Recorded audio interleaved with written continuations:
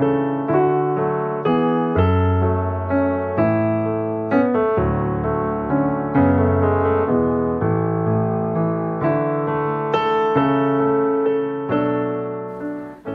damai sejahtera saudara-saudaraku yang terkasih, pencinta firman Tuhan dimanapun Anda berada. Bagaimana kabar Anda hari ini? Saya sangat berharap hidup kita saat ini betul-betul aman dalam lindungan Tuhan, di mana kita betul-betul menyadari penyertaan Tuhan. Tuhan sebagai sahabat dalam perjalanan hidup kita, dalam suka maupun duka. Saudaraku, dari kantor Komisi Kerasulan Kitab Suci Kuskupan Agung Jakarta, saya, Romo Yosef Susanto, kembali hadir untuk menemani saudara semua membaca firman Tuhan. Tetapi bukan membaca asal membaca, bacanya cepat-cepat tanpa persiapan, tetapi sebuah cara membaca firman Tuhan. Di mana misalnya kita harus bisa mempersiapkan diri kita sebelum kita membaca firman Tuhan. Mohon doa, petunjuk dari Tuhan untuk mengutus rohnya kepada kita. Roh hikmat, roh pengertian, roh takut akan Allah, roh pengenalan akan Allah. Lalu kita siapkan budi kita, pikiran kita dari hal-hal yang kotor. Lalu juga perasaan dan hati kita. Memberikan waktu khusus, tempat yang istimewa untuk duduk tenang membaca firman Tuhan. Kita baca firman Tuhan secara perlahan, kemudian menggali kekuatan-kekuatan sabda Tuhan. Apa yang mau dikatakan Tuhan bagi kita, bagi dunia kita, bagi gereja kita, bagi situasi hidup kita di saat-saat seperti ini. Saudaraku, bulan September dipilih oleh gereja sebagai bulan Kitab Suci Nasional, di mana gereja mengajak kembali umat beriman menempatkan secara istimewa Kitab Suci dalam kehidupan mereka. Perlahan-lahan sampai kita menemukan kecintaan kita sama firman Tuhan. Baca lebih dalam lagi. Banyak hal-hal baru yang kita peroleh. Banyak hal-hal yang menarik yang sangat penting bagi perkembangan iman kita. Sampai pada akhirnya kita betul-betul mengenal Allah, mengenal putranya Yesus Kristus, dan juga bagaimana kasih Allah dalam kehidupan manusia dan seluruh dunia ini. Di tahun 2021 ini, Lembaga Biblika Indonesia mengambil tema untuk kita renungkan bersama-sama, yaitu Yesus, sahabat perjalanan kita. 4 minggu sepanjang bulan September, kita diajak untuk merenungkan tema-tema istimewa kepada siapa, bagaimana Yesus hadir sebagai sahabat-sahabat kita. Misalnya, minggu yang pertama diambil Yesus sahabat bagi mereka yang putus asa. Itu diambil dari Matius bab 14 ayat 22 sampai 33. Nah, dalam video ini saya mau mengajak saudara semua untuk merenungkan tema yang pertama, yaitu Yesus sahabat bagi mereka yang berputus asa. Kalau Anda di rumah ada kitab suci, silakan ambil kitab suci Anda, buka bareng-bareng Matius bab 14 ayat 22 sampai 33. Teksnya sudah sangat terkenal, yaitu Yesus berjalan di atas air. Saudara-saudaraku, mari kita hening sejenak. Kita persiapkan diri kita. Bawa diri kita, hati, pikiran, seutuhnya pada Tuhan. Bayangkanlah Sang Sabda hadir di hadapan kita. Begitu terang, bersinar.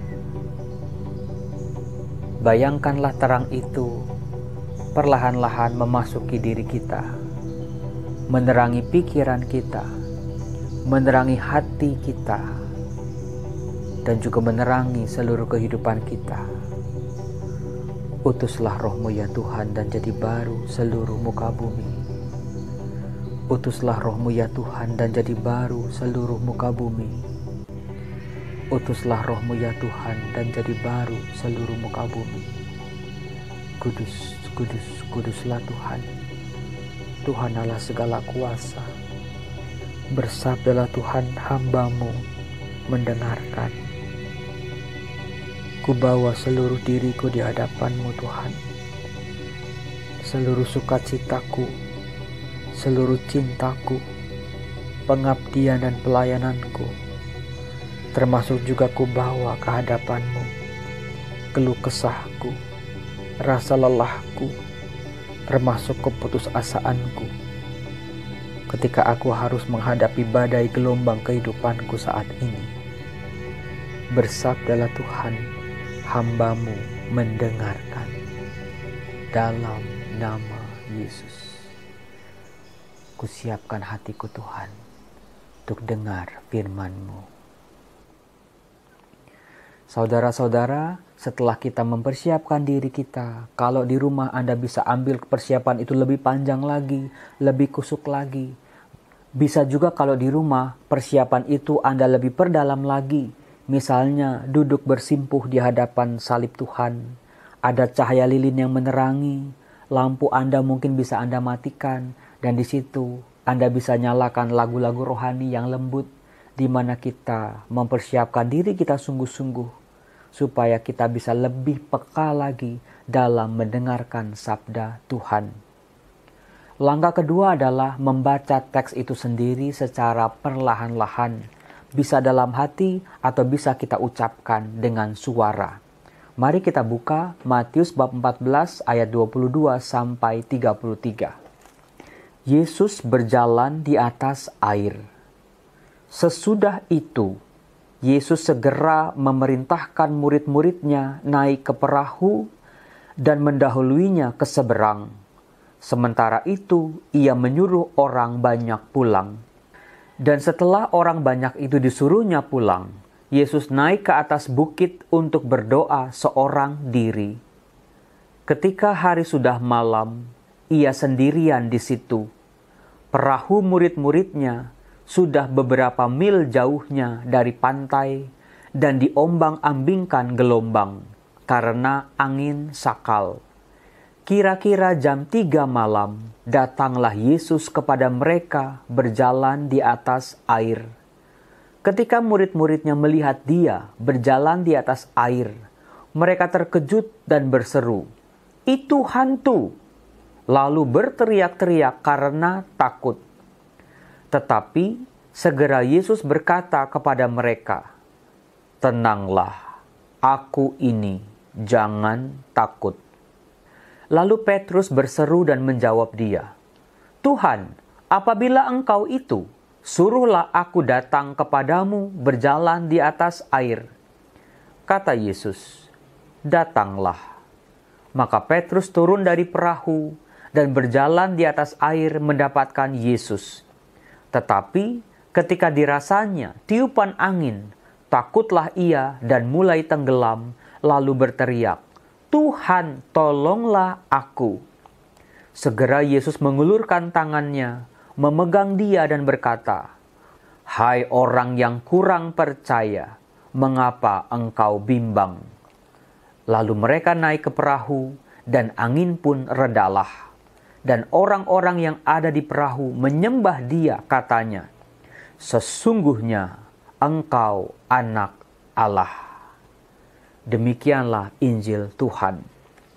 Saudara-saudara, langkah kedua ini bisa Anda baca berkali-kali, 2-3 kali, sampai Anda betul-betul memahami alur ceritanya, tokoh-tokoh yang hadir, apa yang dialami oleh tokoh-tokoh yang diceritakan dalam teks yang kita baca. Bagaimana perasaan mereka, bagaimana situasi mereka, apa yang mereka sedang hadapi, keputusan-keputusan apa yang mereka ambil, termasuk juga kata-kata yang keluar dari mulut mereka. Setelah Anda membaca 2-3 kali, mampu membayangkan jalan ceritanya, Anda bisa mengambil pulpen, stabilo, atau pensil, lalu cobalah untuk mencari, menemukan kata-kata yang sangat amat menyentuh hidup Anda.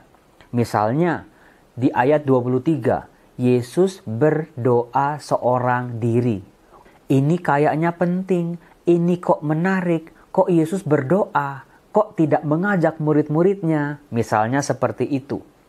Atau juga di ayat 26, di mana digambarkan para murid berteriak ketika melihat Yesus, "Itu hantu!" Mereka bukannya melihat Tuhan, malah melihat hantu. Padahal mereka melihat gurunya sendiri, tetapi mereka tidak mengenal Yesus. Bisa kita bayangkan mengapa para murid Yesus sampai tidak bisa mengenali gurunya ini? Oh, jangan-jangan ada percikan air karena gelombang. Atau malam hari jam 3 malam, mungkin cahaya yang menerangi mereka hanyalah lampu petromak yang ada di atas perahu. Sampai mereka juga melihatnya secara samar-samar. Atau ada sesuatu yang lain lagi yang memancing para murid ini untuk berteriak, itu hantu. Oh, mereka karena ketakutan, karena gelap, sampai mereka tidak bisa mengenal Yesus. Kemudian yang paling penting adalah kita bisa menggarisbawahi apa yang dikatakan Yesus kepada murid-muridnya ini. Misalnya di ayat 27, Yesus berkata, "Tenanglah, aku ini, jangan takut." Buat saya pribadi, inilah ayat istimewa atau ayat emas saya yang saya garis bawah tebal-tebal. Saya kasih stabilo. Tenanglah, aku ini, jangan takut. Kata-kata Yesus ini mengajak pikiran kita untuk melanglang buana ke teks-teks kitab suci yang lain. Tenanglah, aku ini, jangan takut. Oh iya, pernah dengar bahwa kata takut dalam kitab suci ada sebanyak 365 kali.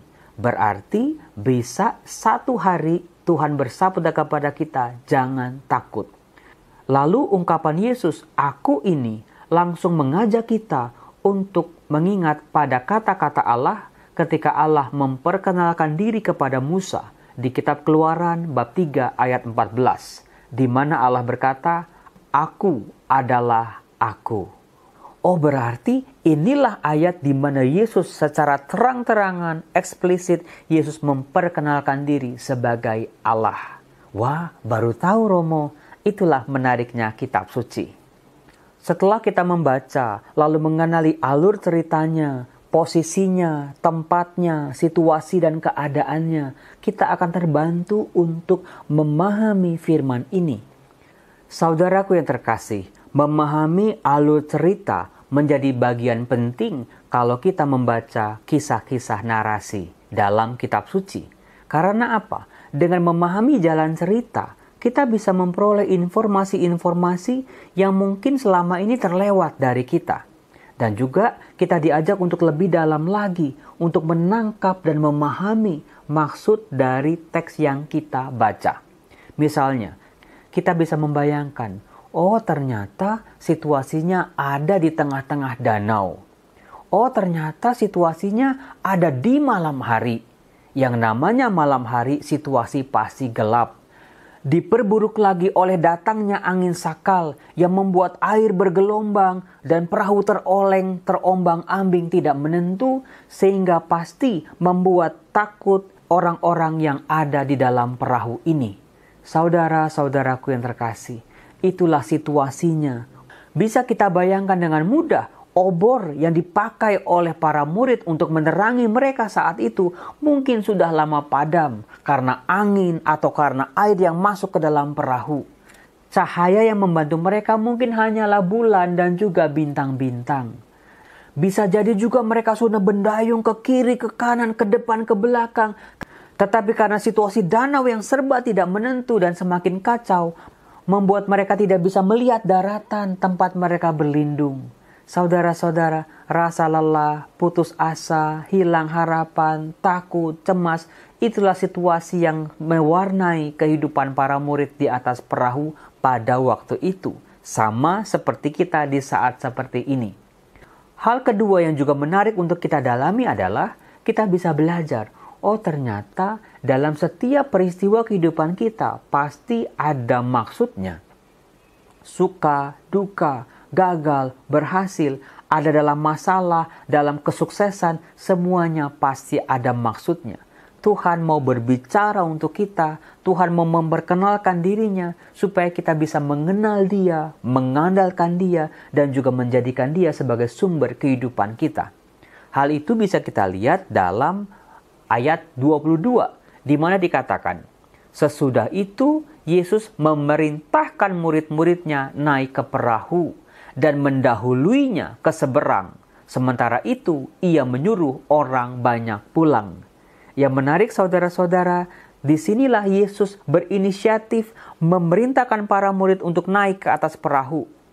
Karena situasinya, sebagaimana kita lihat dalam perikop sebelumnya, Yesus baru saja mengadakan sebuah mukjizat yang besar, penggandaan roti di depan mata 5.000 orang. Pasti orang banyak itu akan mengikuti Yesus dan para muridnya kemana mereka pergi. Karena mereka haus dengan mukjizat. Mereka mau melihat lagi. Mereka mau menikmati mukjizat lagi.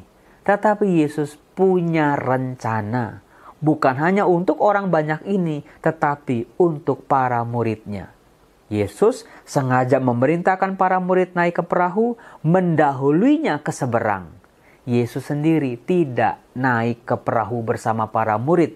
Dikatakan di ayat 23, Yesus naik ke atas bukit untuk berdoa seorang diri. Dikatakan ketika hari sudah malam, ia sendirian di situ. Dari sini kita bisa belajar kekuatan Yesus adalah doa.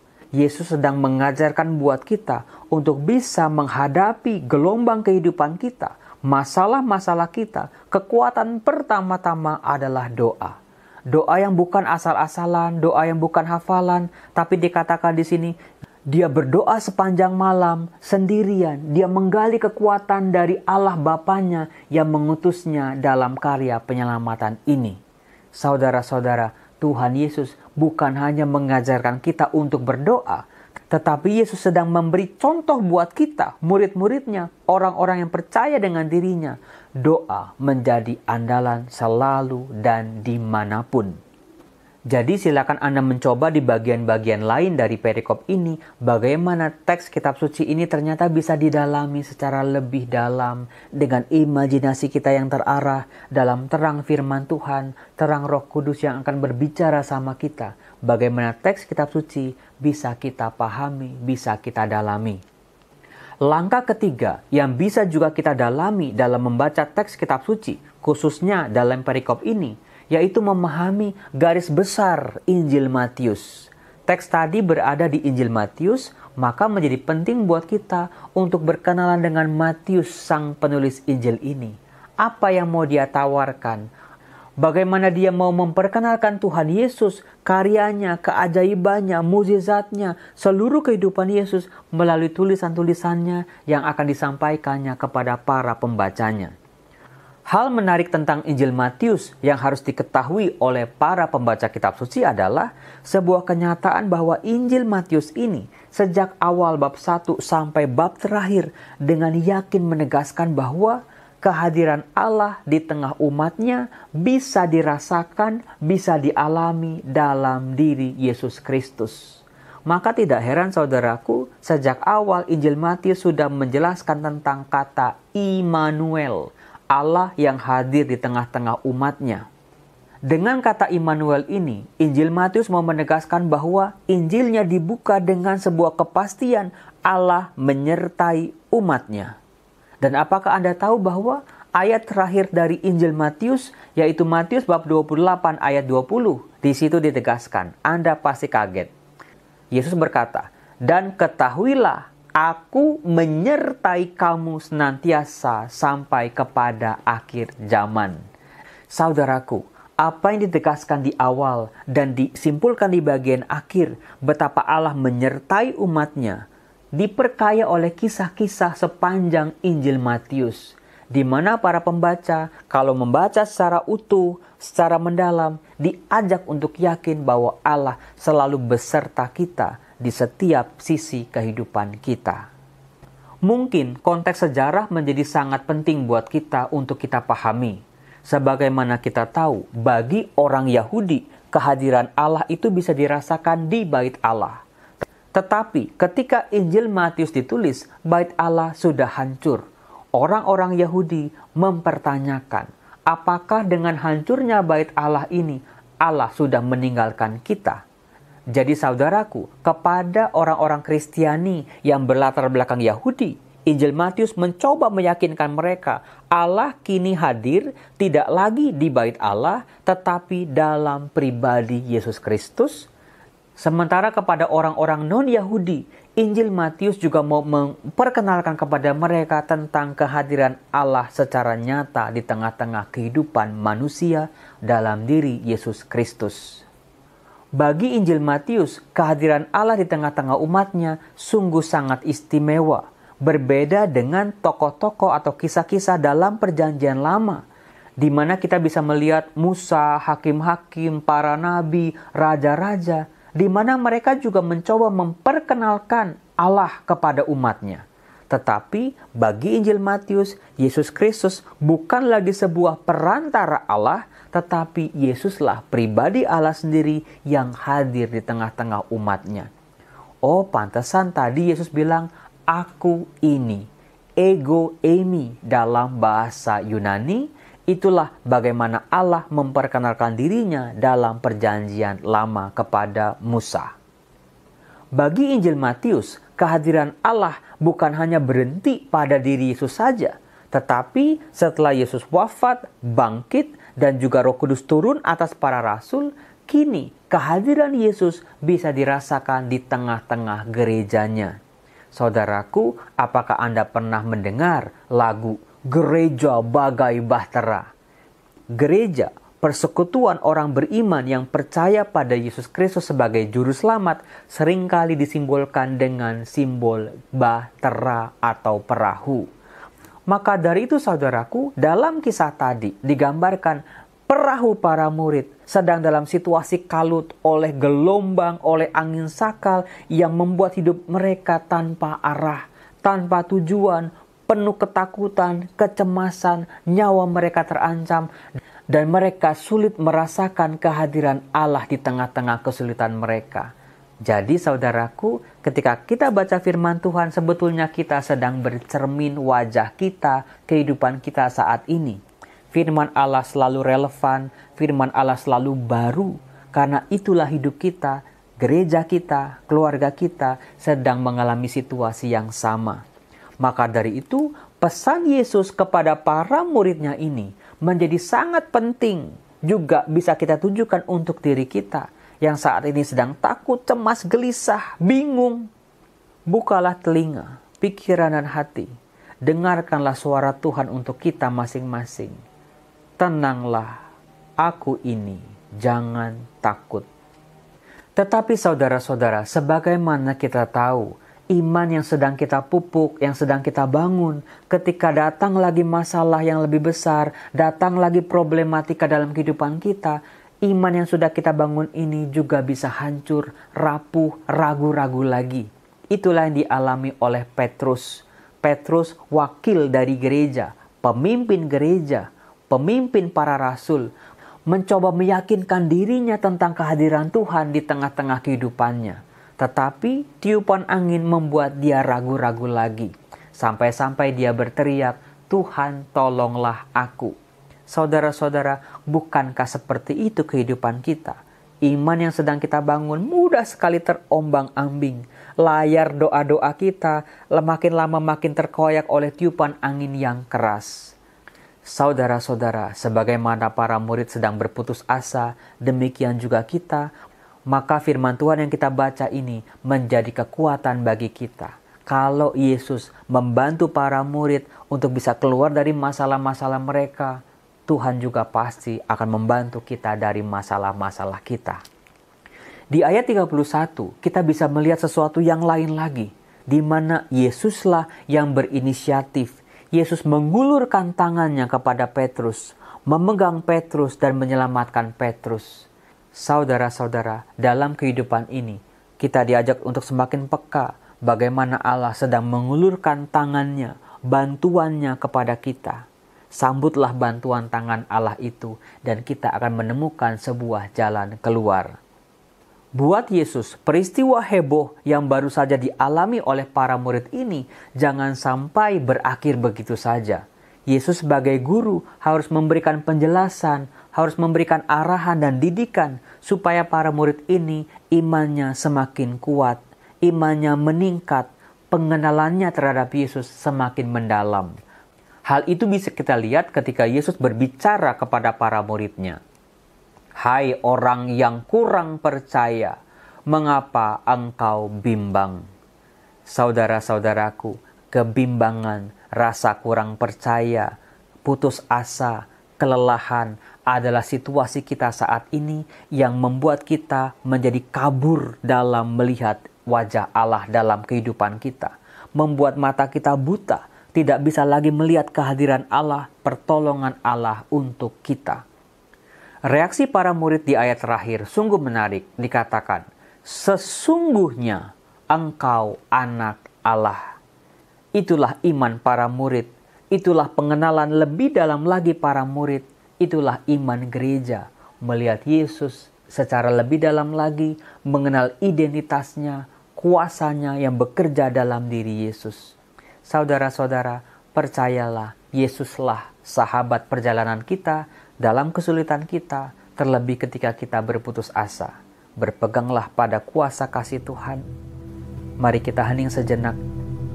Bayangkanlah diri kita saat ini sedang dalam situasi kalut, takut, bimbang, cemas, dan putus asa. Kita menjadi kurang melihat kehadiran Allah. Kita kurang peka dan menjadi buta. Tetapi saat yang sama, dengarkanlah Yesus berkata buat kita, tenanglah, aku ini, jangan takut. Yesus adalah kuasa Allah yang berkuasa atas segala ciptaan, atas segala masalah-masalah yang tidak bisa kita kendalikan. Kuasa Allah jauh lebih besar dari masalah-masalah kita. Berteriaklah seperti Petrus, Tuhan tolonglah aku. Peganglah tangan Tuhan, naiklah ke perahu, merasakan kehadiran Allah secara baru, di mana kita diajak untuk percaya, tidak bimbang dan takut. Dan juga pada akhirnya, kita bisa mengenali lebih dalam lagi, ya Allahku, ya Allahku, Engkaulah penolongku, berjalanlah bersamaku, dalam nama Yesus. Amin. Salam damai sejahtera saudara-saudara, Tuhan Yesus memberkati. Sampai jumpa di pertemuan minggu yang kedua. Salam.